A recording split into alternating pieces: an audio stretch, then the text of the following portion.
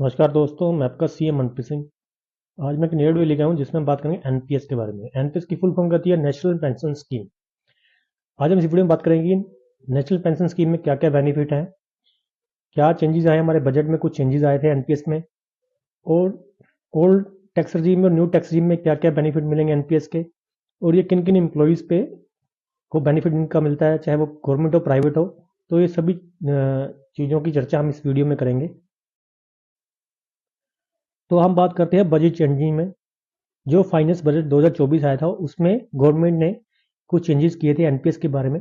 क्या है इसमें, क्या इंक्रीज एम्प्लॉयर कंट्रीब्यूशन, मतलब क्या है इसमें एम्प्लॉय कंट्रीब्यूशन की बात नहीं की गई, एम्प्लॉयर कंट्रीब्यूशन की बात की गई है, जो एम्प्लॉयर अपनी तरफ से कंट्रीब्यूट करता है। तो इसमें क्या है, जो सेक्शन 80 CCD सेक्शन 2 है वो क्या है एम्प्लॉयर कंट्रीब्यूशन का। तो इसमें गवर्नमेंट ने किया गया था, पहले क्या था, एम्प्लॉयर कंट्रीब्यूशन तो 10% होता था बेसिक सैलरी का, अब वो कितना कर दिया, 14% कर दिया है।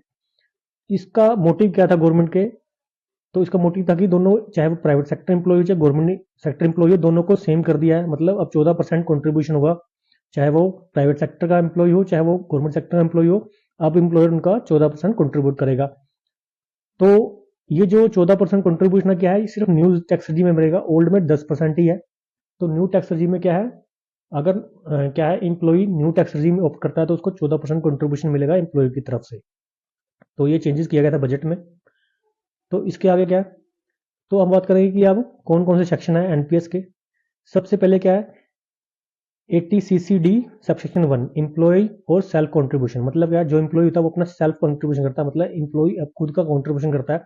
तो इसमें एलिजिबल कौन कौन से टैक्स पेयर आते हैं, एक individual tax payer include salary और सेल्फ एम्प्लॉय इंडिविजुअल, मतलब सैलरी पर्सन भी इसमें कंट्रीब्यूट करता है और सेल्फ एम्प्लॉयड इंडिविजुअल भी कर सकता है। तो इसमें लिमिट क्या है, सैलरी एम्प्लॉयड का क्या है, up to 10% of salary. Salary का मतलब क्या होता है, इसमें basic salary plus dearness allowance. और जो सेल्फ एम्प्लॉयड एम्प्लॉय है उसका क्या है, 20% ऑफ ग्रोस टोटल इनकम। तो सैलरी एम्प्लॉय के लिए क्या है 10% ऑफ सैलरी, और सेल्फ एम्प्लॉयड के लिए 20% ऑफ ग्रोस टोटल इनकम।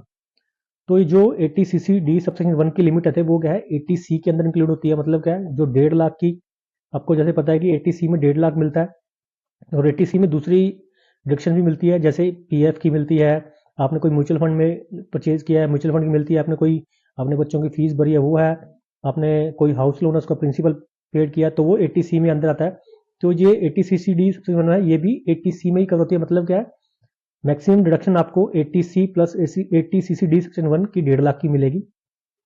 और ये क्या है, सिर्फ ओल्ड टैक्स रजीम में ही इसकी रिबेट मिलेगी 80 CCD की। न्यू टैक्स रजीम में इसकी रिबेट, इसकी डिडक्शन नहीं मिलेगी, सिर्फ ओल्ड टैक्स रजीम में ही मिलेगी। इसके आगे क्या है, 80 CCD 1 सब सेक्शन 1B, मतलब क्या ये एडिशनल डिडक्शन है। अगर आपकी 80C पूरी हो गई है, मतलब 1.5 लाख हो गया है, आप अब उसमें 80 CCD सब सेक्शन 1 नहीं ले सकते, क्योंकि क्या है मैक्सिमम कितनी है 80C की 1.5 लाख। ये उससे अलग है, मतलब एडिशनल डिडक्शन है, ये कितने की है 50,000 की। तो क्या है, मानो आपकी 80C 1.5 लाख की पूरी हो गई है, तो पहले क्या करना है आपने, पहले 80 CCD सेक्शन 1 में 50% 50,000 की डिडक्शन लेनी है, फिर आपने 80C की डिडक्शन लेनी है। जिससे क्या होगा, आपकी मानो आपने 50,000 इसमें कॉन्ट्रीब्यूट किया तो 50 इसमें चलेगा, वहां पर 1 लाख बच जाएगा। तो आप 80C में 1 लाख की डिडक्शन कोई और डिडक्शन ले सकते हो। तो आपको कितनी 2 लाख की डिडक्शन मिल जाएगी 80C में 1.5 लाख की वो, और यहाँ 80CC1B में कितनी 50,000 की। और ये क्या है, applicable to tier 1 NPS account only. और ये भी ओल्ड टैक्स रजीम में ही मिलेगी, न्यू टैक्स रजीम में आपको कोई डिडक्शन नहीं मिलेगी। Section 80 CCD subsection 2 employer contribution. ये सेक्शन किसकी बात करता है, एम्प्लॉयर कंट्रीब्यूशन की। तो इसमें क्या एलिजिबिलिटी क्या है, सैलरी एम्प्लॉयड, ये क्या है सिर्फ सैलरी एम्प्लॉय के लिए उपयोग है, not applicable to self employed individual. मतलब सेल्फ, जो बंदा क्या है अपना सेल्फ एम्प्लॉयड है, मतलब वो सैलरी पर्सन नहीं है, उस पर ही एप्लीकेबल नहीं है। सिर्फ ये सैलरी पर्सन के एप्लीकेबल है, चाहे वो गवर्नमेंट एम्प्लॉय हो चाहे वो प्राइवेट एम्प्लॉय हो। तो क्या इसकी सबसे पहले लिमिट क्या है, एनपीएस की लिमिट क्या, deduction is allowed lesser of 2। मतलब क्या, किसमें जो भी कम होगा दोनों में वो आपको डिडक्शन मिलेगी। सबसे पहले एक्चुअल कंट्रीब्यूट बाय एम्प्लॉयर, जो भी एम्प्लॉयर ने जो कंट्रीब्यूट किया है, और 40% of salary basic salary plus dearness allowance for central and state government के लिए, और 14% of salary basic plus dearness for private sector employ के लिए। पहले कहते हैं 10% था प्राइवेट सेक्टर के लिए, गवर्नमेंट ने बजट में चेंज कर दिया, ये कितना कर दिया, ये भी 14% कर दिया, दोनों को इक्वल कर दिया है। तो क्या है, एक्चुअल कंट्रीब्यूशन बाय एम्प्लॉयर और ये दोनों, मतलब अगर वो गवर्नमेंट एम्प्लॉय है तो ये, तो और अगर वो क्या है प्राइवेट एम्प्लॉय है तो ये, तो इनमें से दोनों से जो कम होगा उसकी डिडक्शन उसको मिल जाएगी।